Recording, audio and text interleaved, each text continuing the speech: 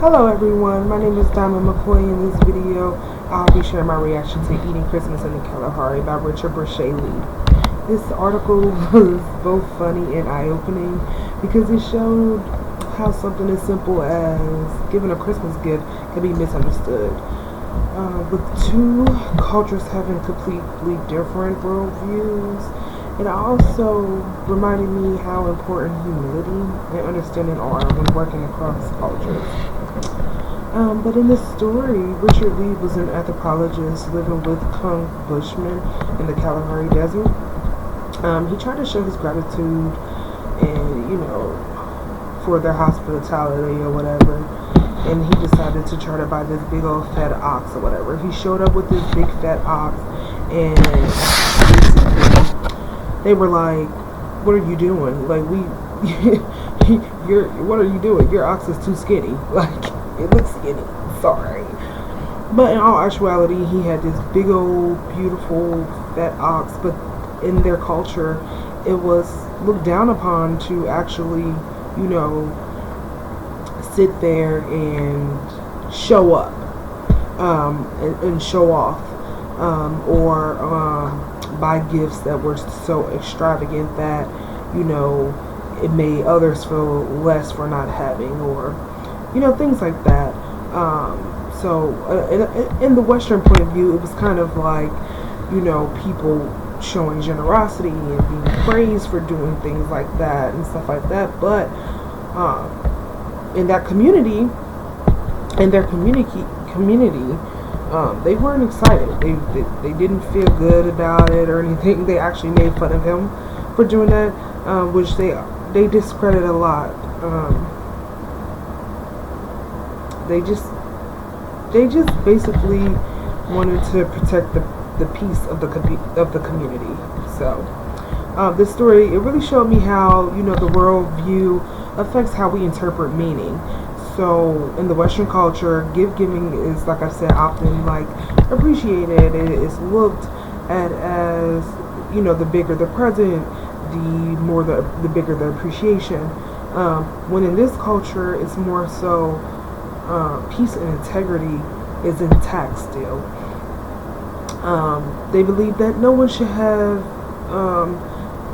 should think of themselves as better than the next person, or no one should have more resource, no one should have the ability to be over someone else. You know what I'm saying?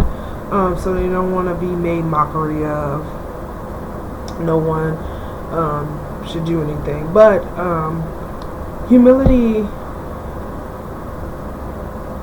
is a social rule in Kong where you have to put the being together, the togetherness part, you have to put that first. So a clear example of ethnocentric bias in the article is Lee's assumption that his way of showing gratitude through a big expensive gift will be understood the same way everywhere. Like I said before, he just thought that just because in the Western culture, the bigger the gift, the bigger the gratitude, the bigger the appreciation, that it was going to be the same way over there. That's totally not the case. It's actually looked down upon. People. He thought that the people of the Kong Nation was being, a little bit biased or unappreciative or, ungrateful, things like that. So he kind of got angry just because off of his assumptions being that just because things happen like this in the Western part of the world, in the Western cultures, that it's supposed to happen everywhere, So this was a misunderstanding, and just a reminder that we all need to take a step back, look, feel, listen. First and foremost, listen, ask questions before doing things for other people, and making sure that other people are okay with our gestures, or comfortable with our gestures. So the experience overall has humbled Lee, and and his beliefs that, you know, the whole world basically has this one way of doing things or whatever, or feeling a certain type of way. It has been debunked, okay? And he just basically is, he's struggling with his thoughts. He's struggling very much with his thoughts, his actions and things like that. But in his own culture, you know, like the Western culture, where he learned that, you know, these values were normal and stuff like that, he had to unlearn these things when he got over there in the Kong Nation. He had to learn that, you know, the humility, the respect, the generosity, it all can be of different priority, and it all can be also different in wherever you are. It can be different. It can be different meaning.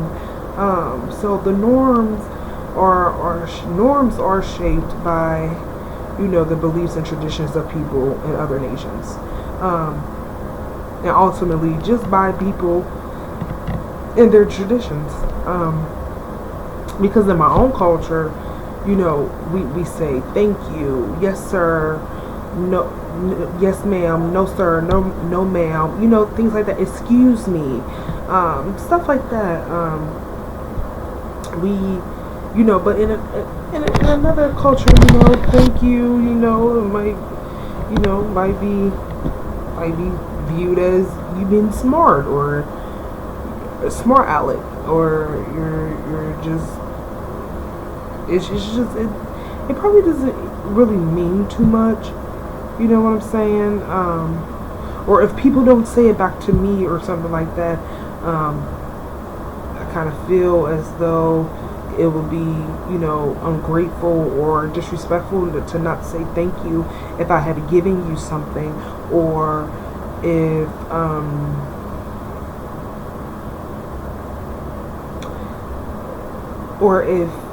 my mom was to say, hey Diamond, and she's in another room, and I say, yeah, or what, even if I say yeah, she's gonna not even answer me. Yeah, I already knew I messed up, okay? She wants to hear yes ma'am, no ma'am. If she say Diamond, and instead of saying what or yes, I supposed to say ma'am. So these are the type of things. This is my norm. This has always been my norm on my end. My mom has always been a lady of respect, a lady of good manner. Just yeah. But I do feel like that. One of our practices for communication just needs to be to dead all of the judgment, like just dead, or you know, expel judgment.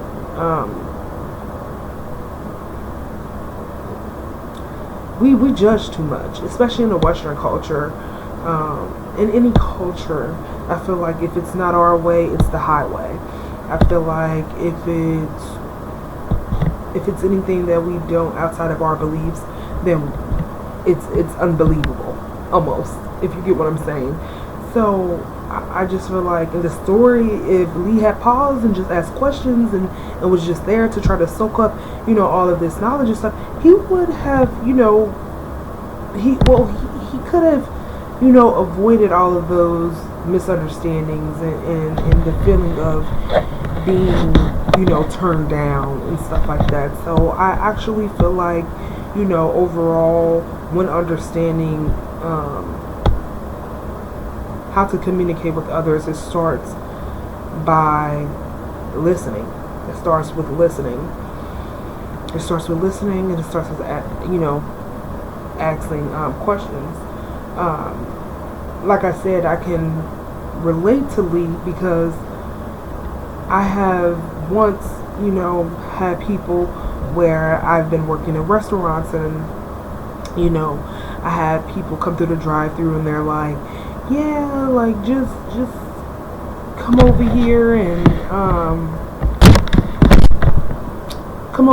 clean off our table when you get a chance, hon. And, you know, and in a sense, it's the tone of voice is nice, right? So we always say it's not what you say, it's how you say it. But in this case, it's not how they said it, it's what they said. You know. So it was telling me deliberately to clean off their table, even though that I am, and things like that. And then when I get over there, I clean off the table and everything, and I ask them, hey, is there anything else I can do? No response. Just gets up. There's no thank you for cleaning off the table. There's no, and this is me in my head automatically thinking people know these kind gestures, this showing of gratitude. So instead of just taking in that these people don't mean any harm by it, they totally, you know, it's not a bad thing. It's not a bad thing. Once we start understanding the terms of communication and how each other communicates, which we communicate differently, it's not a bad thing. It's just those are my norms.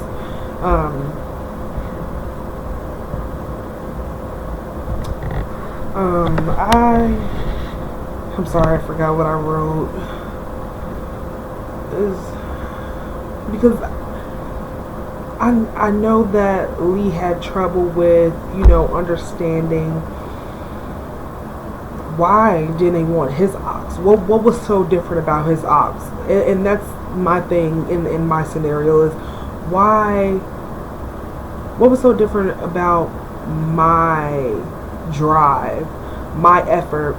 What was so different about the please and thank you scenario in my thing? So I feel like that the biggest lesson that I have taken from this is to just be generous, and to just not even just be generous, but to just be aware of our words, our thoughts, our actions, what we do, how do we approach things. I feel like that we need to take on a different approach when approaching people and others, and I feel like that approach needs to be just listening. I feel like we need to stop just second guessing things and assuming that people, places, and things are going to react the way that we want them to. And I just want to say that I also learned throughout this reading that there's no one way. And that's the biggest lesson. I feel like that's the biggest lesson that I have learned throughout this whole thing. There's no one way of doing things. Yeah. So, again, there's no one way of doing things.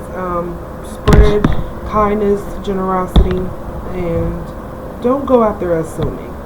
Everybody goes through things. Everybody believes in certain things, and other people just, you know, don't believe in the same things you believe in, and that's okay. But guess what? We all do believe in. We all do believe in kindness, empathy. We all believe in that. No matter if the person next to you is having a crappy day today and they were mean for a few seconds, they still believe in the care of something or someone. So, again, thank you guys for listening to my presentation. Hope you enjoyed. Thank you.